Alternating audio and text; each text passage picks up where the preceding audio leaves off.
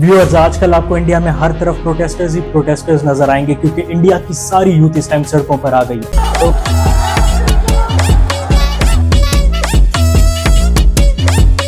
मेरा नाम कॉकरोच है, मैं लखनऊ से आया हूँ।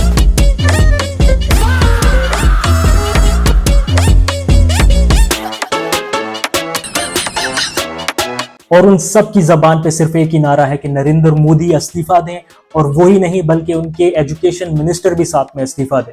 यही नहीं कि ऑपोजिशन मिनिस्टर राहुल गांधी ने भी प्रोटेस्ट किया और उन्हें प्राइम मिनिस्टर के घर के बाहर से उठा लिया गया।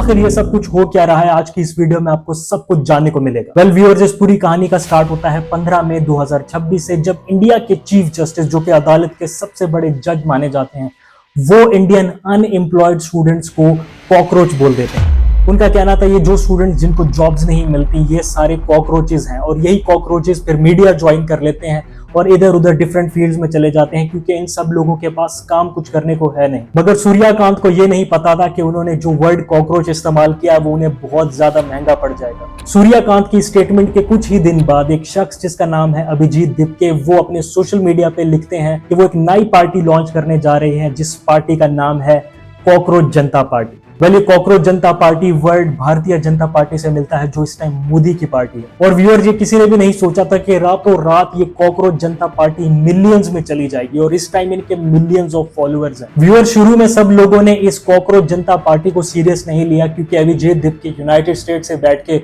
डिफरेंट स्टेटमेंट्स दे रहे थे और लोग उन्हें डिफरेंट अंदाज से बुला रहे थे। बहुत सारे लोगों का ये मानना था कि ये शख्स क्या ही कर लेगा, ये एक छोटा सा लड़का है, इसके पास कुछ भी नहीं है और ये सिर्फ और सिर्फ बड़ी बातें कर रहा है। अपने लॉन्च के कुछ ही दिन बाद सीजेपी डिसाइड करती है कि वो मुल्क भर में प्रोटेस्ट करेंगे। अब इस प्रोटेस्ट की सबसे बड़ी रीजन थी NEET एग्जाम।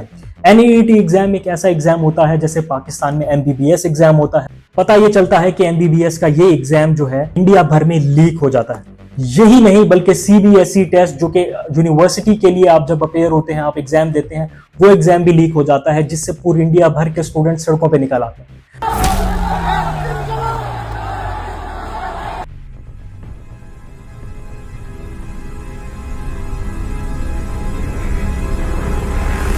वेल, ये एग्जाम लीक होने के बाद काफी सारे स्टूडेंट सुसाइडल थॉट्स की तरफ जाना शुरू कर देते हैं क्योंकि सब लोगों ने अरसे से इस एग्जाम की तैयारी कर रखी थी, but at the end of the day वो एग्जाम लीक हो जाता है। और ये इशू इंडिया में अब से नहीं चल रहा बल्कि पिछले कई साल से ये टेस्ट लीक होते आए।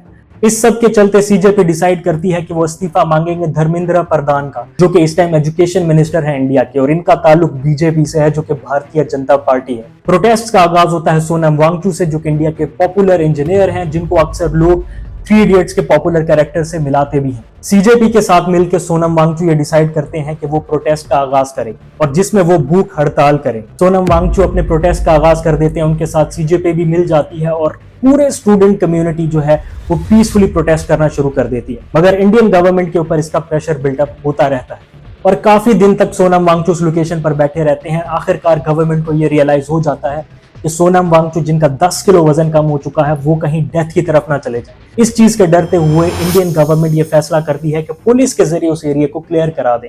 तो जंतर मंतर के लोकेशन के ऊपर इंडियन पुलिस की तरफ से अटैक किया जाता है, सोनम वांगचुक को वहां से रेस्क्यू किया जाता है और उन्हें हॉस्पिटलाइज कर दिया जाता है।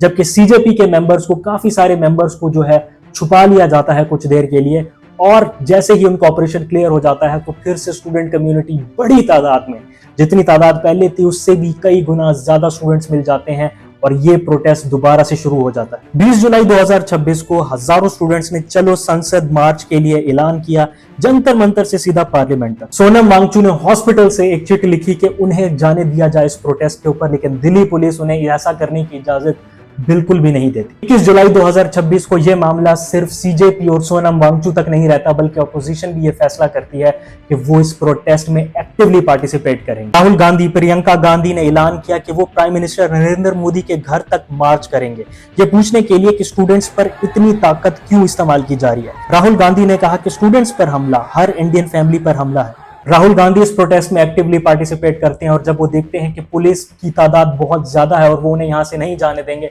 तो राहुल गांधी वहीं फर्श पर नीचे बैठ जाते हैं और पुलिस वाले उन्हें वहां से हटाने के लिए धक्के देते हैं और आखिरकार उन सबको भी वहां से उठा लिया जाता है। ये सब कुछ होने के बाद हालात मजीद बिगड़ना शुरू हो जाते हैं और स्टूडेंट्स की और बड़ी तादाद, ना सिर्फ स्टूडेंट्स बल्कि राहुल गांधी के सपोर्टर्स भी इस प्रोटेस्ट में शामिल हो जाते हैं। इस सब के चलते न्यू दिल्ली में प्रोटेस्ट मजीद जोर पकड़ लेता है और अब पूरे न्यू दिल्ली में आपको हर तरफ स्टूडेंट्स ही स्टूडेंट्स नजर आएंगे।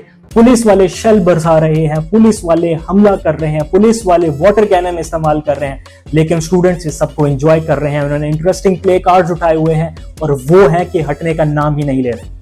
और डिफरेंट फूड डिलीवरी एप्स के थ्रू मुफ्त में खाना पहुंचाया जा रहा है कि ताकि स्टूडेंट्स को इस प्रोटेस्ट में सपोर्ट किया जाए और इस गवर्नमेंट को गिराया जाए। अभी तक नरेंद्र मोदी की पार्टी की तरफ से कोई भी रिस्पॉन्स नहीं आया, ना ही स्टूडेंट्स को अभी तक कोई रिस्पॉन्स दिया गया है। अभिजीत दिप्के का कहना है कि अगर कुछ दिनों में कोई रिस्पॉन्स ना मिला और स्टूडेंट्स पर मजीद अटैक किए गए तो वो पंजाब के लोगों को भी इसमें मिला लेंगे।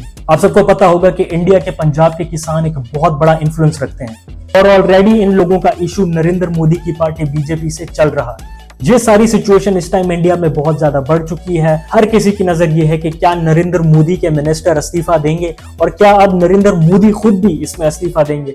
व्यूअर्स, आपको क्या लगता है कि इस सिचुएशन में जो कि अभी हालात हैं, क्या नरेंद्र मोदी अपना इस्तीफा देंगे या आपको लगता है कि इस दफा भी नरेंद्र मोदी की पार्टी किसी भी सूरत में कोई दरमियानी रास्ता निकाल लेगी या इन प्रोटेस्टर्स को वहां से हटा लेगी?